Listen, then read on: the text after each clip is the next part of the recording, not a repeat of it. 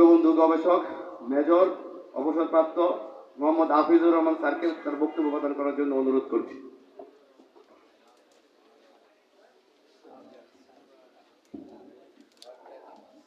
আজকের এই মহতী অনুষ্ঠানের সম্মানিত সভাপতি, বিশেষ অতিথিবৃন্দ এবং যারা উপস্থিত আছেন সকলে, আসসালামু আলাইকুম।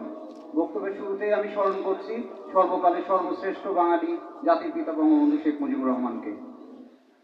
অ্যাকচুয়ালি দ্বাদশ জাতীয় সংসদ নির্বাচনের আগে আমরা স্বাধীনতা ব্যাংকার্স পরিষদের যে জায়গাটি পাই, এটি আমাদের জায়গা থেকে খুব অসাধারণ একটা ব্যাপার ছিল। কারণ যখন চারিদিকে ষড়যন্ত্রের কালো থাবা ছিল এবং যখন সাম্রাজ্যবাদ থেকে শুরু করে নানাভাবে যখন ষড়যন্ত্র হচ্ছিল দ্বাদশ জাতীয় সংসদ নির্বাচন নিয়ে, তখন সময়ের প্রয়োজনে ক্যাম্পেইন অ্যাডভোকেসি প্রোগ্রাম ক্যাপ গঠন করা হয় এবং সেই সময়ের প্রয়োজনেই যারা সাড়া দিয়েছিল, সামনে থেকে যারা নেতৃত্ব দিয়েছিল, তার মধ্যে স্বাধীনতা ব্যাংকার্স পরিষদ একটি অত্যন্ত গুরুত্বপূর্ণ সংগঠন ছিল। দুইটি জায়গা থেকে আমরা খুব আগ্রহী হয়েছিলাম। তার মধ্যে একটা হচ্ছে এই সংগঠনের সকলেই আমরা জানতে পেরেছিলাম যে এই সংগঠনের সকলেই সাবেক ছাত্রলীগের নেতৃবৃন্দ বা কর্মী। এটি একটি অসাধারণ বিষয় ছিল। এবং আরেকটি বিষয় হচ্ছে স্বাধীনতা ব্যাংকার্স পরিষদের নামের মধ্যে স্বাধীনতা শব্দটি আছে। তো আমরা যেই কনসেপ্টে কাজ শুরু করেছিলাম সেটি হচ্ছে শেখ হাসিনাতেই আস্থা। এবং এই কাজে এরপরে যখন আমরা সেটি আরেকটি জায়গাতে রূপান্তরিত হয়, যখন সাম্রাজ্যবাদী শক্তিগুলো এমনভাবে ভ্রুকুটি দেখাচ্ছিল যে এই দেশের ক্ষমতায় বোধ হয় তারাই বসিয়ে দিবে কাউকে, তো সেই সময় কিন্তু আরেকটি স্লোগান এসেছিল, দেশ আমার সিদ্ধান্ত আমার। এই দুইটি স্লোগান, শেখ হাসিনাতে আস্থা এবং দেশ আমার সিদ্ধান্ত আমার, দুইটি জায়গা থেকেই স্বাধীনতা ব্যাংকার্স পরিষদের যে অংশগ্রহণ ক্যাম্পেইন অ্যাডভোকেসি প্রোগ্রাম ক্যাপের সাথে, এটা খুবই অসাধারণ ছিল।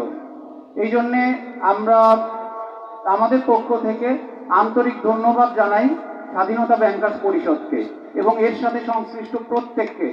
আমরা কি একটি বড় হাততালি দিতে পারি? অনেক ধন্যবাদ।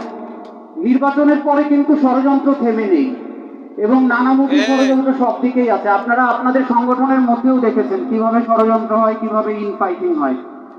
তো ষড়যন্ত্রটা সরকারের বিরুদ্ধে, ষড়যন্ত্র বঙ্গবন্ধু কন্যার বিরুদ্ধে, বাংলাদেশের বিরুদ্ধে। এই ষড়যন্ত্রগুলোকে শক্তভাবে মোকাবেলা করার জন্যে আমরা আরেকটি কনসেপ্ট ডেভেলপ করেছি, যেটি এখন হয়তো আমরা দীর্ঘদিন ধরে এটি করব। সেটি হচ্ছে সংগ্রাম থেকে স্বাধীনতা, স্বাধীনতা থেকে সমৃদ্ধি, বঙ্গবন্ধু থেকে জননেত্রী।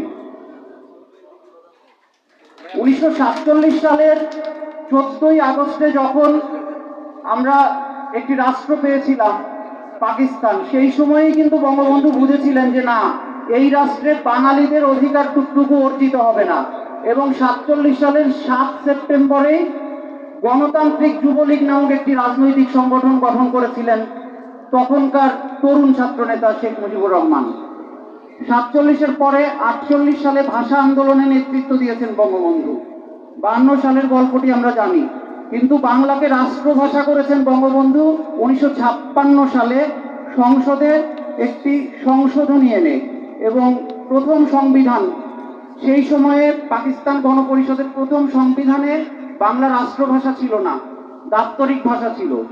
তো দাপ্তরিক ভাষাকে রাষ্ট্রভাষায় রূপান্তরিত করার জন্য সংশোধনীটি কিন্তু বঙ্গবন্ধুই এনেছিলেন।